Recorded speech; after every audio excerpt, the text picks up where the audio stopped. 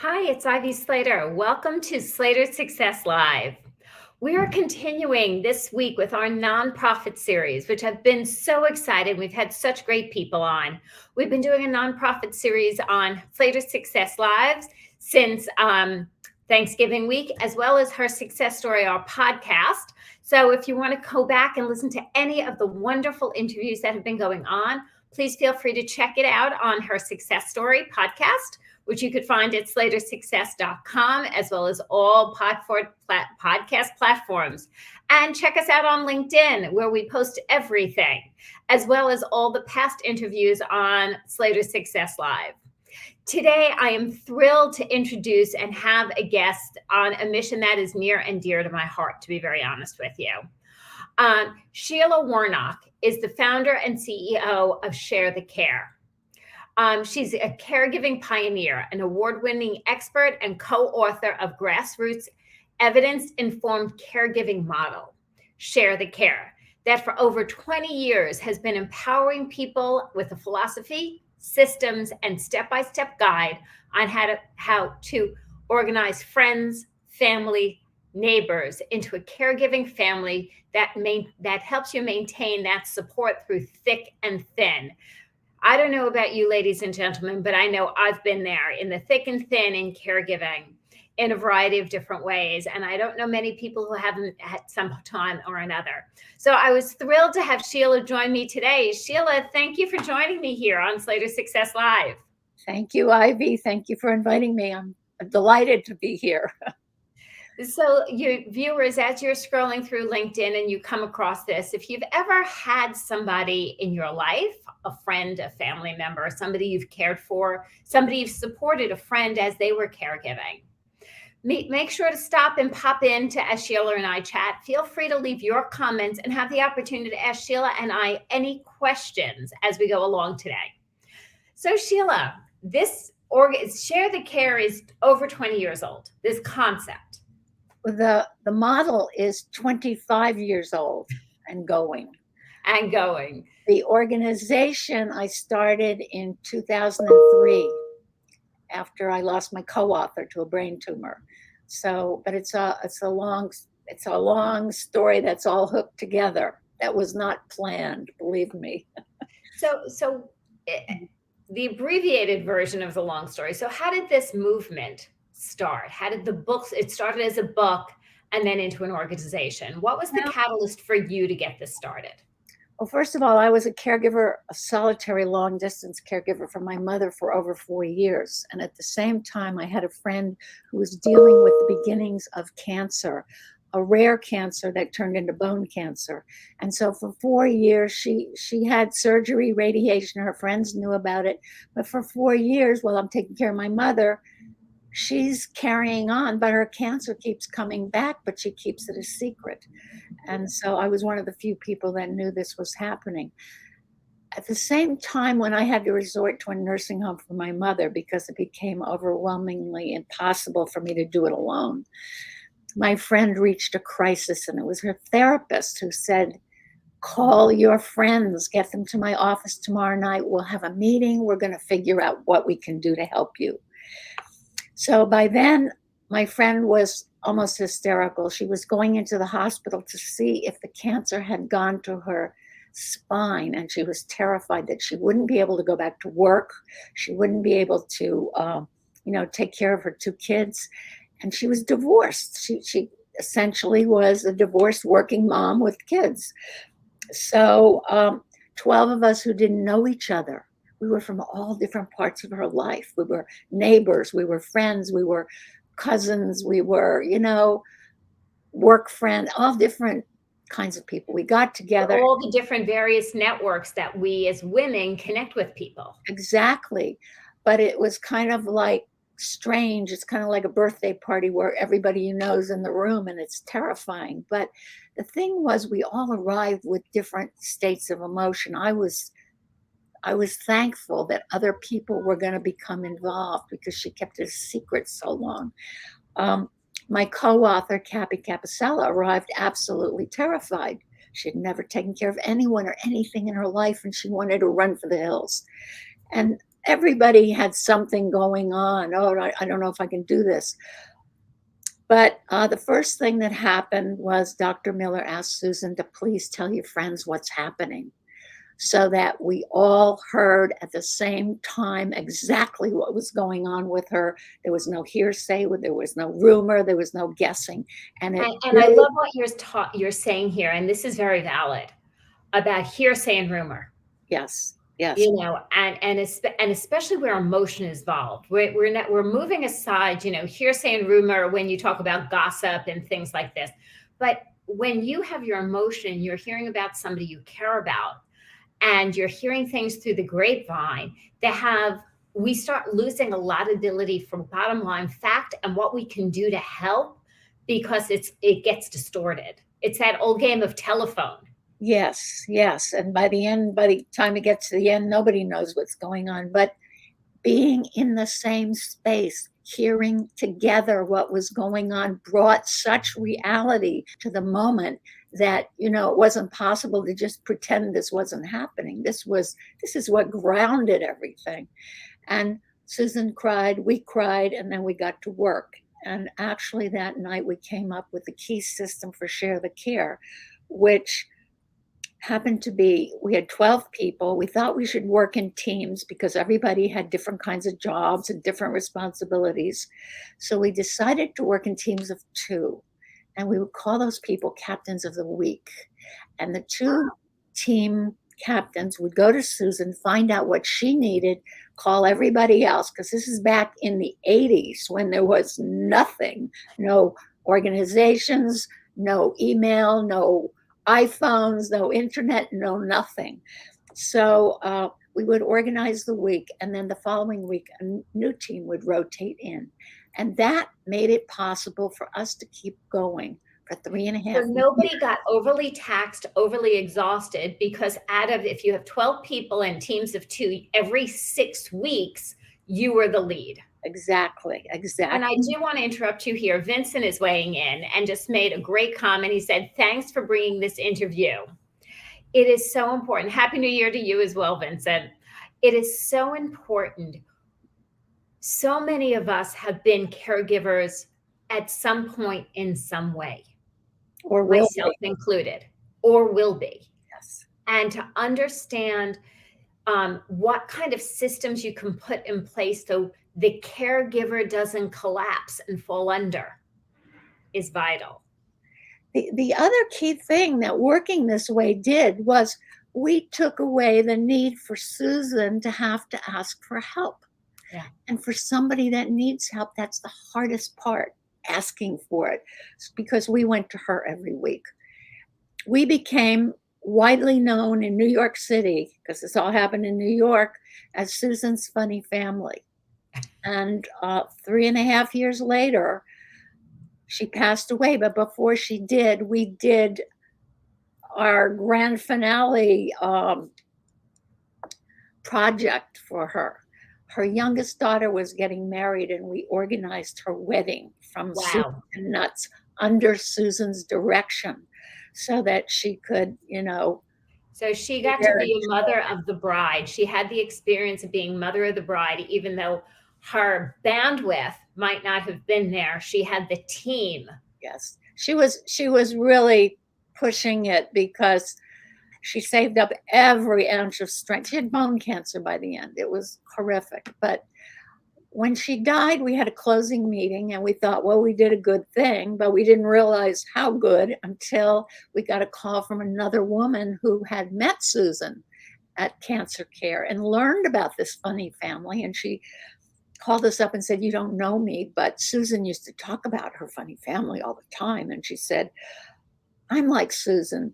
I'm divorced. I have a young daughter. I have an elderly mother. I have non-Hodgkin's lymphoma, and I'm about to have a bone marrow transplant.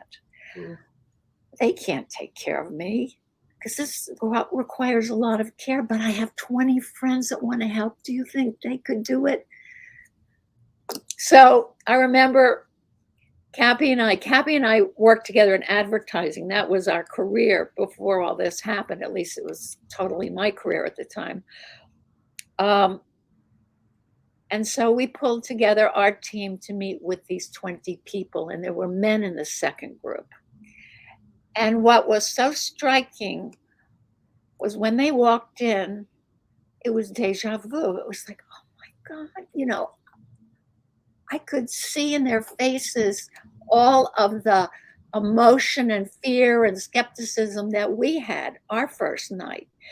And as we talked and explained to them how we worked and our systems and our principles and our forms and da da da da da, we could see them physically relax. Yeah. You could see them thinking. They didn't say a word, but oh, we can do this. This isn't hard. Yeah, sure. And they were like raring to go.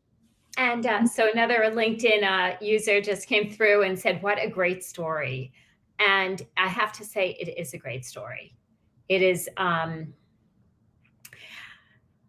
yes, I've been a caregiver and I've supported friends and family. And it is not easy. And very often we feel it's very overwhelming.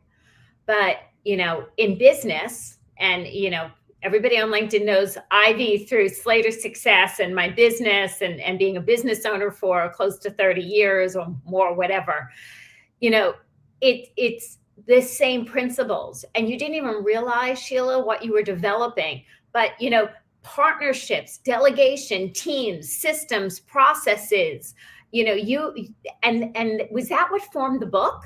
The thing that worked was we created a way of working so that people could pick and choose the jobs they felt comfortable doing, that they knew how to do, that they wanted to do. And because we knew Susan, we knew her, her personality and what she liked and didn't like. And it didn't make it any easier because sometimes it was really tough, but we worked as a team. And that's what Share the Care is about. Teamwork. We don't teach home care. We don't teach how to take care of someone with cancer or ALS or anything. We teach how to be a team. And so it's very critical that people meet each other, go through the meeting process, and start working in teams and work together. And some jobs require more people, like 4 or 5 people. Like doing the wedding took almost all of us to do that. Right.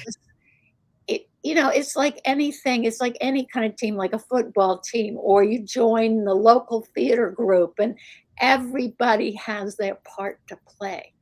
Right. And if I love either analogy works for me. If it's football, because we're in football season right now, you have somebody who's the quarterback, somebody who's a wide receiver. Everybody has a role that they excel at. In theater, you have, somebody who's making costumes who's amazing at that. You have somebody who's singing who has a great voice. You have somebody who's directing that's their sweet spot. And people working together. Cynthia Burke just weighed in, and I see, and she goes, I've worked with Sheila for years. She's the real deal and miles ahead of the curve. Cynthia, I have to agree with you, because what Sheila's saying is what leadership is. It's about bringing people together and help them support and lead and know what we're good at and work on other, and that's what we own, and then have others in that team work on where they agree. LinkedIn user just said, they agree with Cynthia as well. Sheila, so where did the concept, right? So we had the story and the concept that then developed into a book, and now a .org, a nonprofit. So how did that happen? Well, not an easy mission. Teaching that first group, other than our group, us teaching the first group, inspired Cabby Capicella and I to sit down and write documented how to do this. And you wrote a manual. And the first part of the book is written to 2 friends who will organize the first meeting. It is not a job for the caregiver, or the care recipient to do this. They have too much to do already taking care of things. So it's up to 2 friends or neighbors or whomever, but it is scripted. They don't have to figure out anything. It is detailed. how to work with the family to figure out who to invite, what kind of help do we need, what kind of help do we need now, what kind of help do we think we need later. And those two people will study the meeting. It's very simple, and it's like I say, scripted, and it's led by these two people. One will lead one part, the other will lead another part, so that everybody will meet each other. It's based on these meetings that we did in the very beginning. It's really based on those, and there are 2 or 3 exercises that Dr. Miller gave us when we were writing the book, which make all the difference in the world. And that one of them is done at the beginning and one of them is done at the end of the meeting.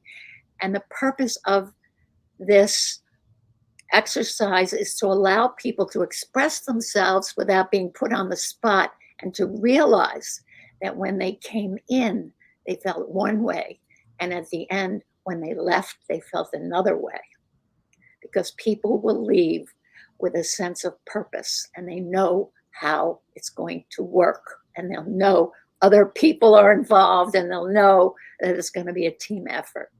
Right. And very often when we know that, we lose the overwhelm and we lose the fear of, like, what am I stepping into? Well, you know, a lot of people say, well, do I have to really read the book, or do we really have to have the meeting? Yes. If you want to do Share the Care, this is the heart of what Share the Care is all about. And it's like anything. If you don't study the basic principles or understand how it's supposed to work, you know, it's not going to work. So it's not hard. It's not hard. It's simple. It just takes a little bit of effort to hold that meeting. But it is very rewarding, because the other thing that inspired us, besides seeing that first group transform before our eyes and get excited about doing it, was the amount of love in the room for the woman they were going to care for. Let me tell you, that's worth everything. Yeah, because that's what it's all about in the end. You know, when you show up from a place of heart, and everybody in a room shows up from a place of heart, loving and caring, yes, mountains are moved. Well, as they say, you know, the world can be changed by a group of people who, you know, work together to make that change. But that was how the book came about, and it was published in 1995 by Simon & Schuster, and there was nothing like it at the time. We did not start the organization. In fact, Cappy and I worked in advertising. We continued with that. We were promoting Share the Care, and it started spreading through word of mouth and through articles and through people telling other people. It was like grassroots on fire. It was a true grassroots organization, is what I'm hearing.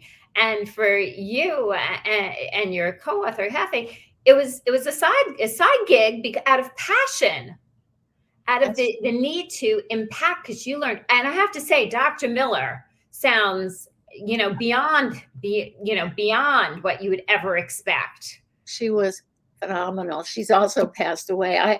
I lost Cappy, my co-author, in 2002. Both she and her father, this is another, you know, dramatic moment. Both she and her father were diagnosed with glioblastoma grade 4 brain tumors within 2 weeks of each other. Wow. Totally out of the blue. Her father was in good shape physically. Cappy never had a problem with her health. And boom, before you know it, she's going in for brain surgery. So I had 33 friends. Some of them came in from the coast, some of them from other states to help. And we needed 33 because she opted for brain surgery and couldn't walk, talk, move, or speak or anything. So both of them died within 12 hours of each other, 10 months later. Wow. That is what sent me off saying, I got to take this out into the world in a bigger way. You know, this is like, you know, how many times do I have to be reminded that this is something that's what I'm here for? Yeah. So I started the organization. Was this the catalyst of starting the organization at that time? Yes. 2003 is when I started it. I figured, oh, I'll go talk to caregivers, and I'd get the YMCA to hold an event, and publicize it. And I'd get there and there'd be 3 people. I did that a couple times. And then I said, this isn't the right way to do this. How am I going to reach caregivers? And I thought, well, I'll develop a curriculum and I will teach health professionals, social workers, nurses, support group leaders, whoever, about Share the Care so that they can introduce it to their patients and families who need it, who they see all the time. And I had never done anything like this. Okay. So anyway, I created a curriculum, started teaching it all over. I've taught maybe 2,000 people personally, professionals, and there have been several large-scale programs up in Southwest Ontario and Wisconsin, and also on the island of Kauai. And so I started doing that, and it was very successful because the health professionals were delighted to have something to give patients and families where they didn't have to qualify, they didn't have to pay anything, they didn't, it wasn't about, well, you're too old or you're too young or you don't live in the right place. There was no forms to fill out. There was no, hoops to jump or, going through all the different systems, the organizations within hospitals and medical care. And it was just like, here's the book, here's the methodology. This is it. Get your friends, get 2 people to get this organized, and think about everybody in your network. Anybody even if you don't know them that well or think you know them that well, it doesn't matter, because sometimes the least expected person turns out to be the biggest, angel, and the person you thought was going to come and support you can't do it. But the thing is that you have to invite a lot of people. And this is the other area that I'm focused on too, is people who live alone. I live alone. A lot of people live alone. A lot of people live alone in this day and age. Getting your act together in case something happens to you. We should all be doing this. So what do we need to know about that? Huh? Whether you live alone or whether you don't live alone, what is it helpful for us to know for ourselves, as well as when we're in the situation of having a friend, a loved one who needs care? Well, to find out where all your important papers are, or who to call, or do your friends know who your other friends are? Does somebody close by that's a friend of yours have keys to your apartment? I mean, there are a billion things that you can be working on. And also, if you live alone and you don't have a big network, now is the time to get out and start helping other people and joining organizations and groups or interests and start building your network and help other people now. Yeah. So that, it comes back to you. And I'm just going to share on a personal side, a few years ago, my sister and I were in the New York area, and my mom was down in Florida. She goes back and forth, but she was there for, honestly, her friend's birthday, big celebration. Yeah. And on a Saturday afternoon, her best friend calls my sister and I, and she goes, "Your mom's not right. Something's wrong." But if her best friend didn't have access, and it wasn't call 911, it was something else entirely. It wasn't where she could have gone to a hospital or anything, but she had started a new medication and it wasn't reacting well. Very mental bandwidth, she was not right. And it was, we immediately got the call, and within hours we were on a plane to, take care of the situation. But if we didn't have that resource, just what you're saying, Sheila, the best friend didn't have a way to get into the apartment and just relied on calling her and asking her to open the door, it wouldn't have been a good situation. A very similar thing happened to Cappy when she was in the group for Susan.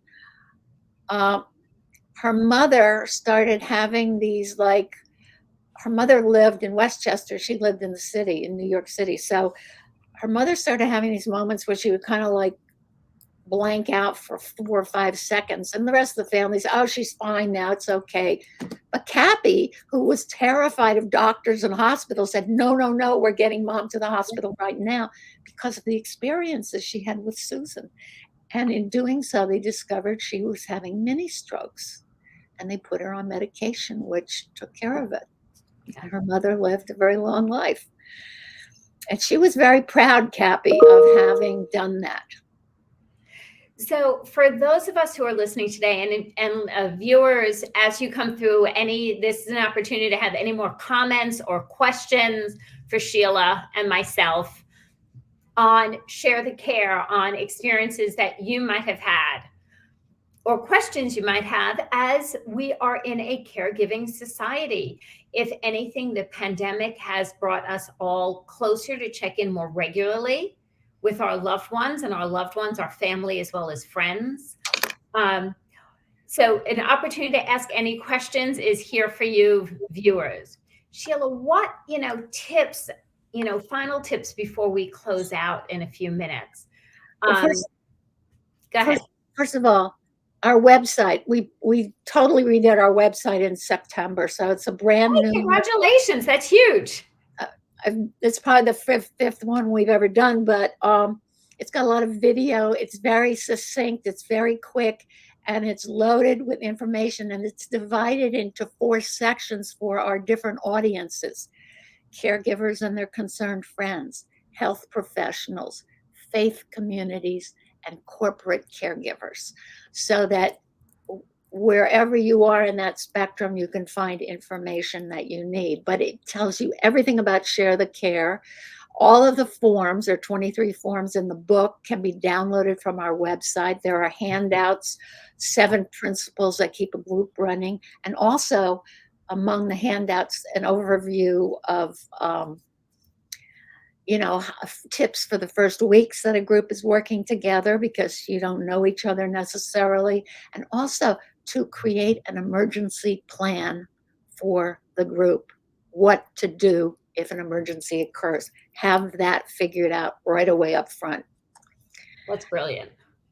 And also how to reimburse people who spend money picking up things or shopping or doing whatever for you. You've got to figure that one out up front too, so it doesn't become. What I'm hearing as in leadership is putting those difficult conversations at the very beginning. So there's no guessing.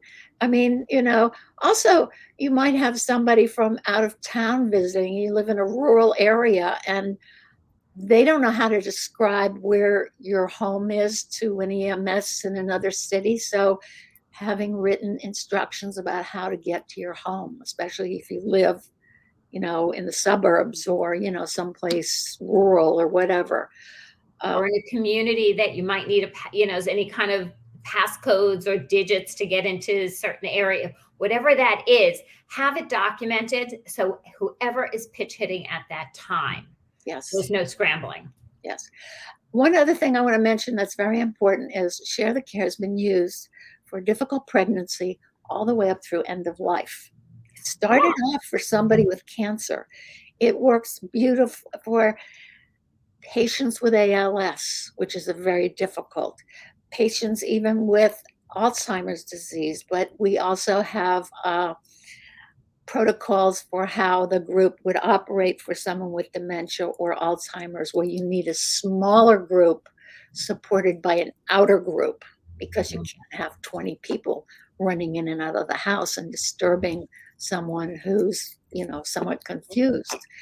So we have developed a lot of strata for older people, for this, for that, but it's not about the challenge, the recovering from surgery or an accident, or some groups have mobilized 2 and 3 times to help different people. One group I learned had been going on for more than 20 years. I mean, I am blown away by the things that people do to help people they know. It's beautiful. You could have ever imagined, you said 1995. Mhm. The concept started. And as we are at the very beginning of 2022, the amount of people, this organization that is what is today an organization, but the concept and impact has created over the years. Yes, we're looking also now into things like discharge planning, because people go home from the hospital and they're telling you what you have to do to take care of someone and you're terrified. But if you had 2 or 3 friends with you who were already part of a group, hey, it's going to be a different story. I also believe strongly that share the care belongs in schools for nursing and social work, so Right. that we can get it to all of these, students at a time when they're just beginning their journey, to have again something to offer people that doesn't Beautiful. cost anything. Also, I think it belongs in community colleges and even high schools. And today, our poor health professionals, the nurses and the doctors, they're retiring, they're quitting, they're exhausted. They're taxed. They are taxed in doing their job. And to have this as a resource for the community and to be able to pass it forward as a gift is huge. Well, it's been going in that direction more and more. The home care of people, especially as people, we have a huge aging population. Yes, we do. So it's going more and more to the family, to the community. And this is a Well, community way to do it. Sheila, I cannot thank you enough for joining us here today. Can you share the website one more time? Yes, it's www.sharethecare.org.